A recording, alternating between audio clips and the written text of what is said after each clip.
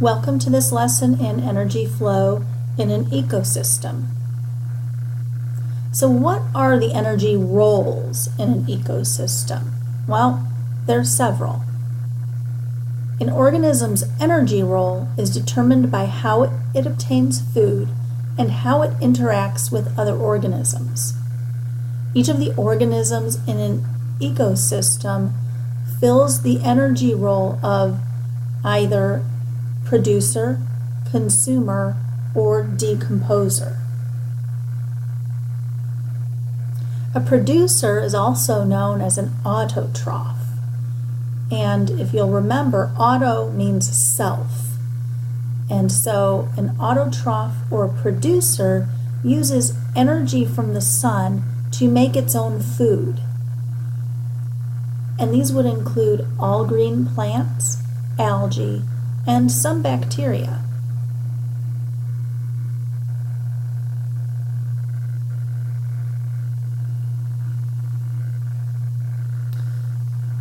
So we have producers, and then we also have consumers. And consumers are also known as heterotrophs. And heterotrophs, or consumers, eat other organisms for energy and cannot make their own food. And there are three kinds of consumers. There are herbivores, carnivores, and omnivores. And we're going to take each of those individually.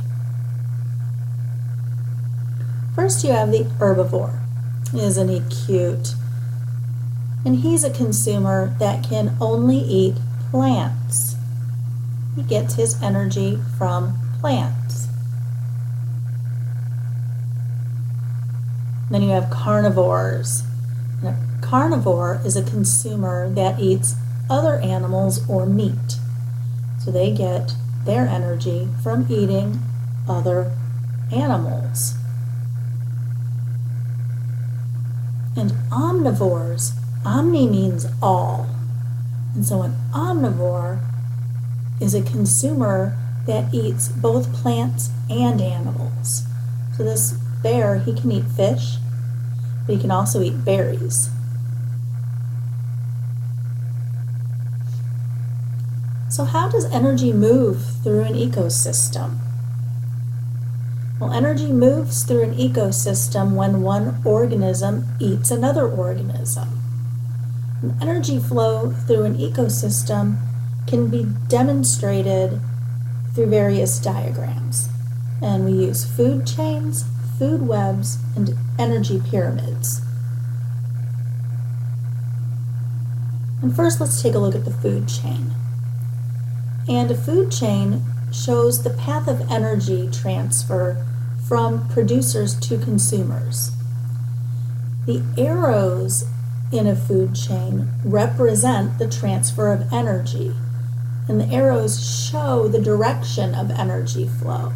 They show who the energy is going to. So people sometimes get that confused. They think the arrow is pointing to who's giving away the energy, but it's really pointing to who is getting the energy.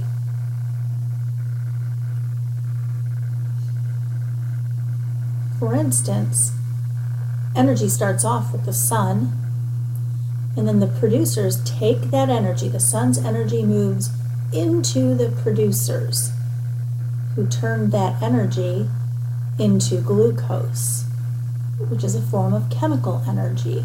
And that energy gets transferred into the herbivore when it eats the producer.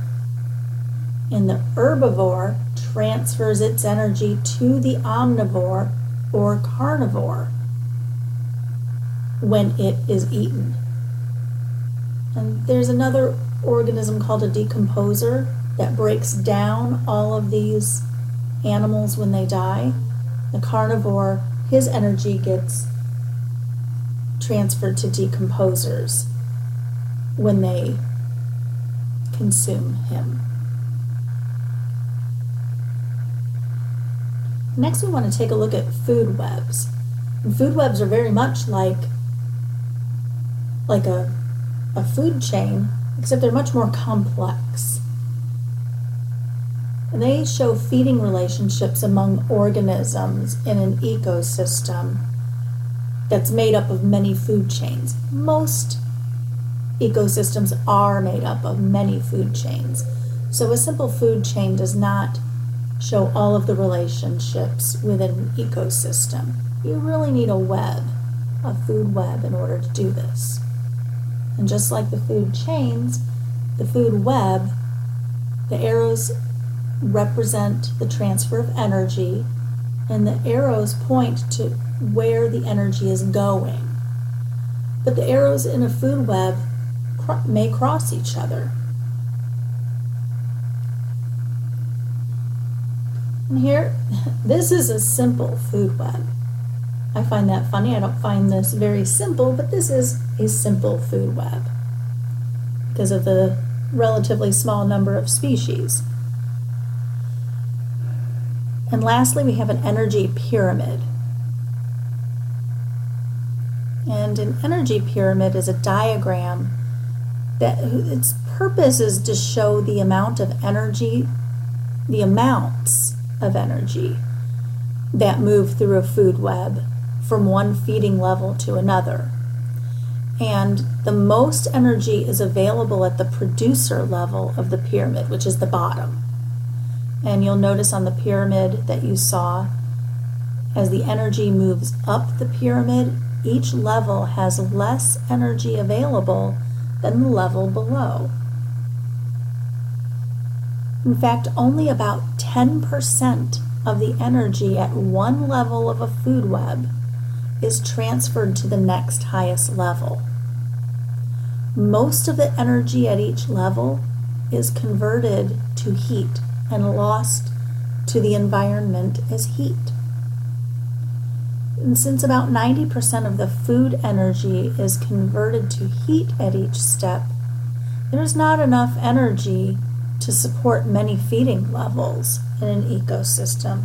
You can only have 4 or 5 feeding levels in an ecosystem.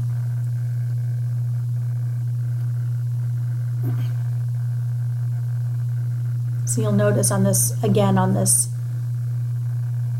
energy pyramid, the producer level at the bottom, it gets its energy from the sun. And it's wide at the bottom because it's showing the amount of energy at that level. And as you move up to those primary consumers, those are your herbivores, you can see that the amount of energy available has decreased, and each level it moves up, there's less and less energy available. The amount of energy available is decreasing, and all of that energy is being lost as heat. Thanks for watching this video. I hope you enjoyed it.